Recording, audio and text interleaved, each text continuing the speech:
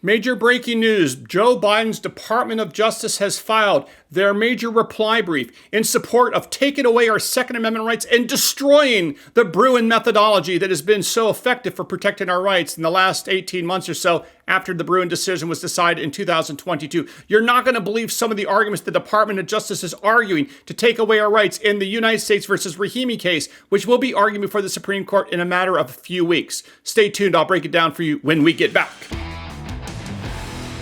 Hey folks, I'm Mark Smith, host of the 4 Box of Dine, proud American gun owner, constitutional attorney, member of the United States Supreme Court Bar, and author of Disarmed: What the Ukraine War Teaches Americans, and Israelis, by the way, about the importance of the right to keep and bear arms. All right, folks, so major breaking news here in the United States versus Rahimi case, which, as you know, is the next major Second Amendment case to be heard and argued in front of the United States Supreme Court. That argument, the oral argument at least, will take place in early November.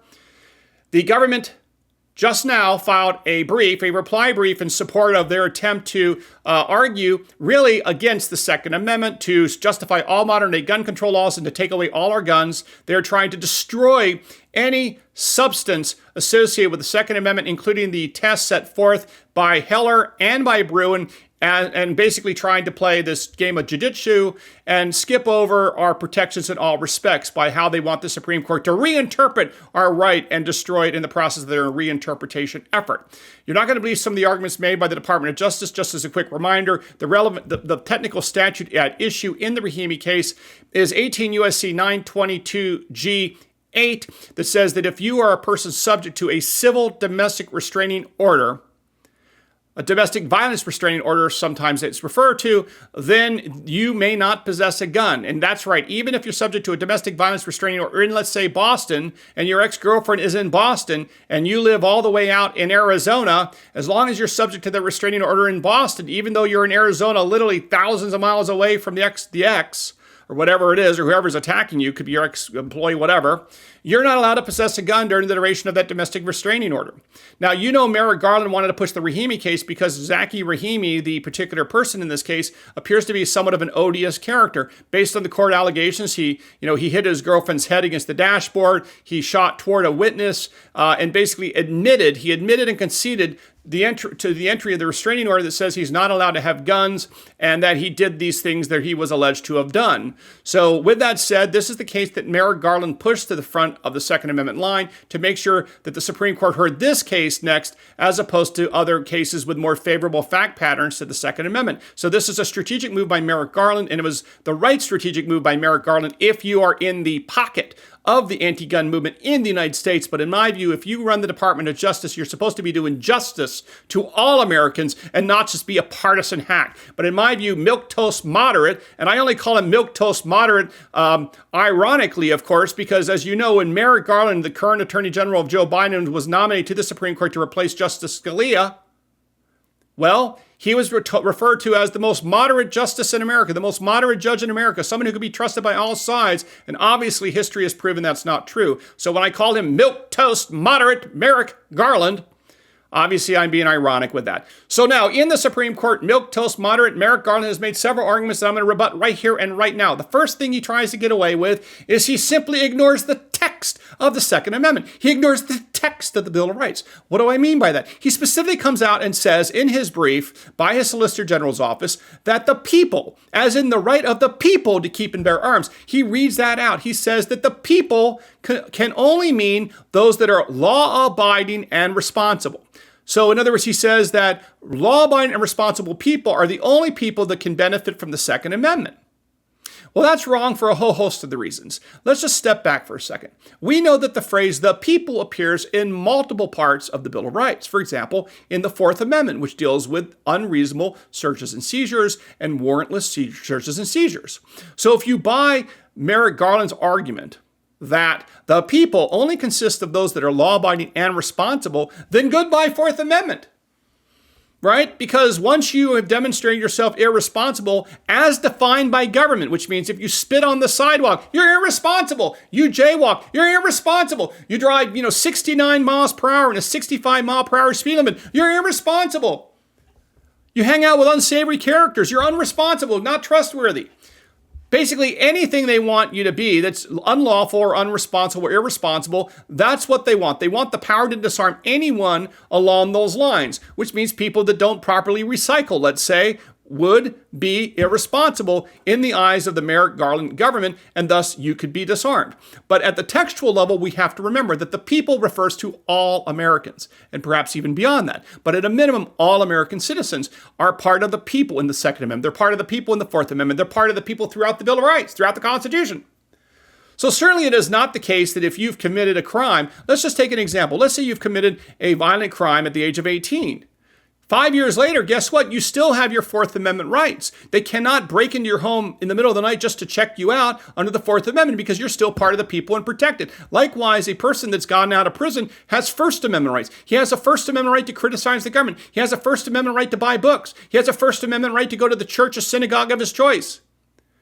He has a First Amendment right to open up and express his views on Twitter or on Facebook or whatnot. He has the authority and right to, under the First Amendment, to write a book, right? He has the right to criticize government. All these rights that he has as part of the people. But the government here in this Rahimi case is trying to pretend that the people, when it comes to the Second Amendment, does not include all of the people. It includes just the law-abiding and responsible citizens as defined by them. But that means that you would be interpreting the Second Amendment's definition of people much differently than the word people elsewhere in the Bill of Rights. That is simply an example of an extremely incoherent argument that will not fly, because the people includes all the people, including those that are violent and those that are criminals, and everyone who's an American citizen are part of the people textually.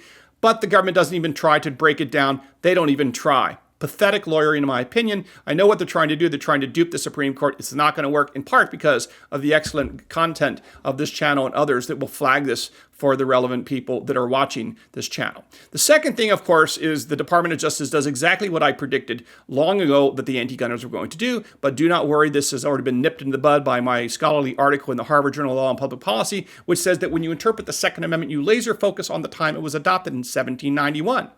Keep in mind that the understanding of the Bill of Rights is when it was adopted, because we want to understand what the original public meaning of the language meant. What that means is when a particular contract, let's just say a contract, when you and I adopt a contract today, if that contract has to be interpreted 50 years ago, the goal is to go back and say, what did Mark understand the contract to mean, and what did my counterparty, you, understand the contract to mean in the year of our Lord 2023? It doesn't matter what someone 50 years from now might think that contract meant or what it should have meant. It's what did we mean today? The same thing goes for the Bill of Rights, including the Second Amendment. The issue is, what did the founding fathers, what did the original people and the people that adopted and ratified the Second Amendment and the rest of the Bill of Rights, what did they think it meant in 1791? That's the relevant time period. What the anti-gunners and the government are trying to do here with Merrick Garland is they're trying to extend out where at the time to interpret. They're trying to talk all about, as I predicted, late 19th century post-14th Amendment historical analog gun control laws to try to justify a restriction of the 1791 Second Amendment, but that is not going to work for several reasons.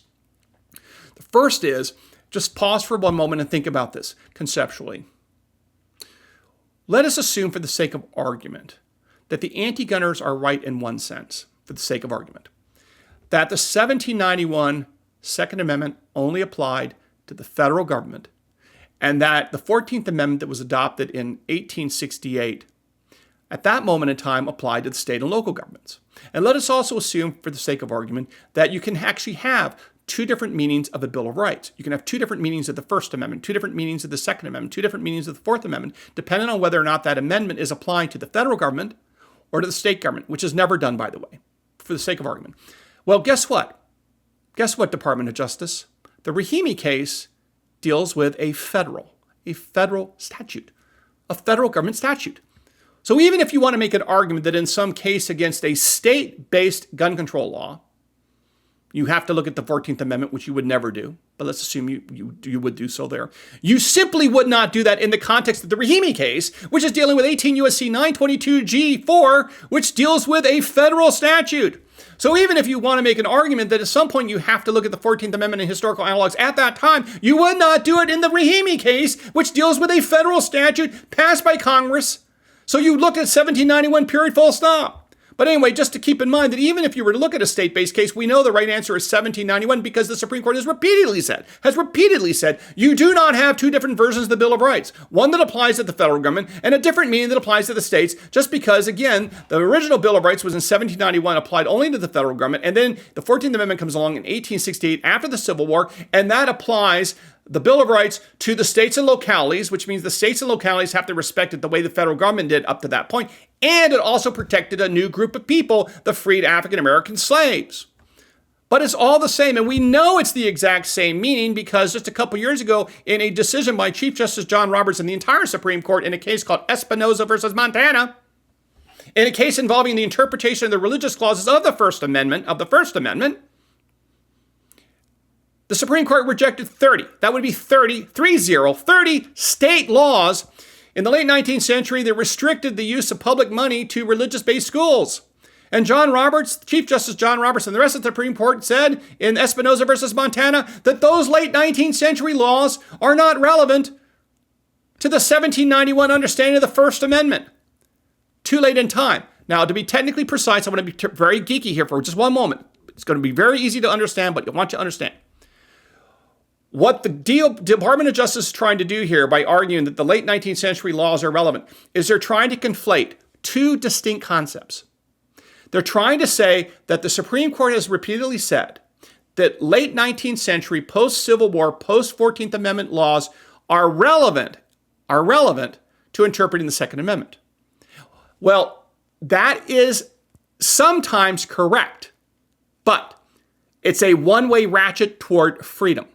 What I mean by that is, if the late 19th century history of the Second Amendment confirms or affirms or reaffirms the 1791 understanding, you can use 19th century history to say, this proves that our understanding of the 1791 Second Amendment is correct. That is fine. That history would be relevant to confirming the 1791 understanding. But what is not relevant and may not be considered if to the extent that late 19th century laws undercut, narrow, or shrink the scope of the 1791 understanding of the Second Amendment. That is verboten. That is not allowed. That is what Espinoza says, and that is what Heller and Bruin all say.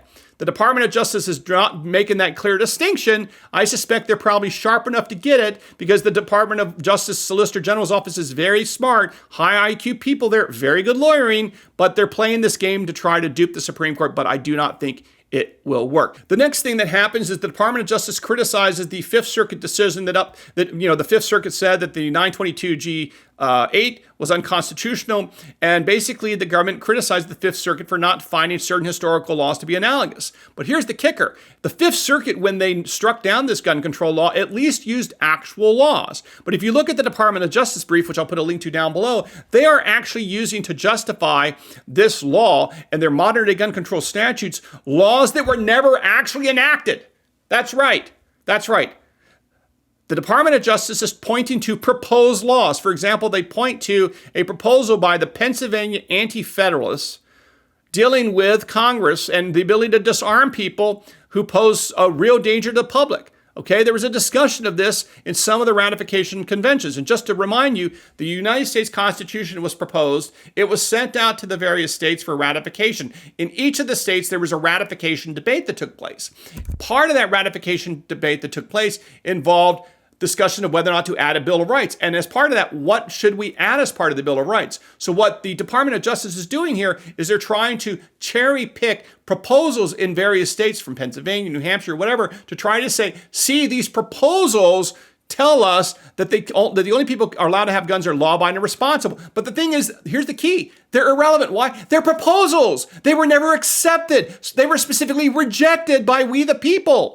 But the government is trying to use proposals that were never adopted and specifically rejected by the people as a basis to take away your Second Amendment rights. That is absurd because you obviously would not use things that are not adopted to interpret something that was adopted, which of course is the clear language of the right of the people to keep and bear arms shall not be infringed. But that's what DOJ is trying to do. And remember, the Supreme Court has already rejected this kind of argument in Heller, where they specifically say the proposals made in the state ratification conventions before the adoption of the Constitution are of quote unquote dubious quality. That's not the Four Boxes Diner language. That's actually Justice Scalia and Heller calling these proposals of dubious value in interpreting the Constitution, because again, they were not adopted, and specifically they were rejected. So how can they be used to interpret the meaning of the Second Amendment? The last thing that really stands out to me in the Department of Justice brief is how they're trying to argue this parade of horribles. They're trying to say like, oh my God, if you uphold the Second Amendment in the Rahimi case, all these other mission-critical public safety laws will go by the wayside. They specifically talk about 922G3,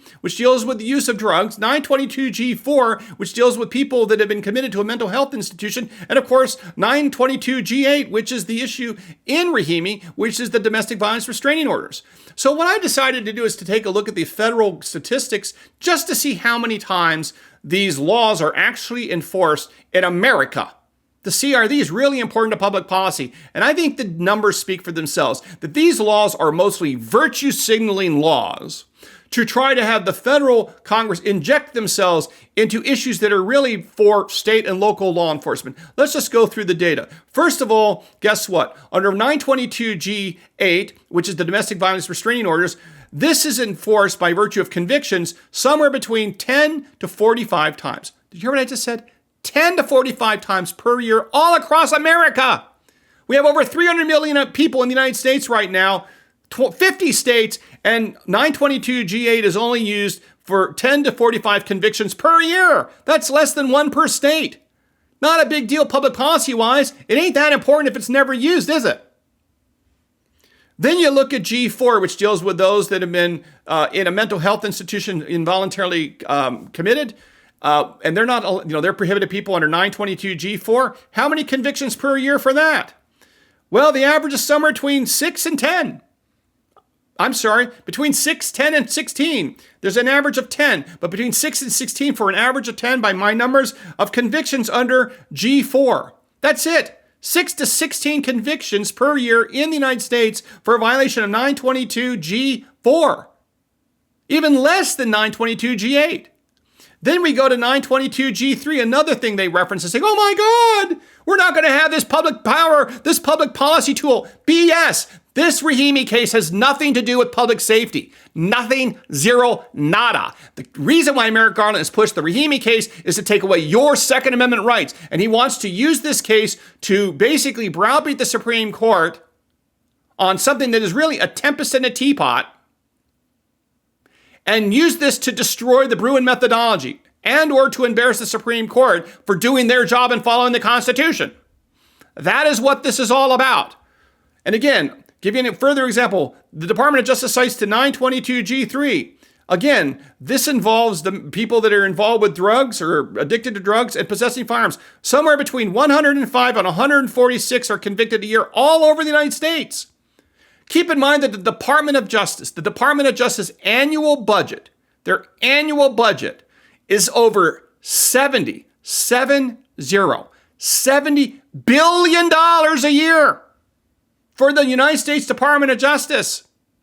And despite $70 billion a year in the budget, they enforce G3 somewhere between 105 and 146 times, G4 somewhere between 6 and 16 times, and G8 somewhere between 10 and 45 times a year. Don't you tell me this is important to public policy. Don't you tell me this is important to public safety. This has nothing to do with it. The Rahimi case is pushed to the fore by Merrick Garland to destroy our rights. Don't kid yourself. And this Rahimi brief and the way it's written in the reply, and you can take a look at it down below in the description, I think further proves my point. So, all right, folks, hope you learned a little bit something here at the Four Boxes Diner. Don't forget to follow me on X at Four Boxes Diner, and we'll see you again soon here at the Four Boxes Diner. Orders up. Table 2A.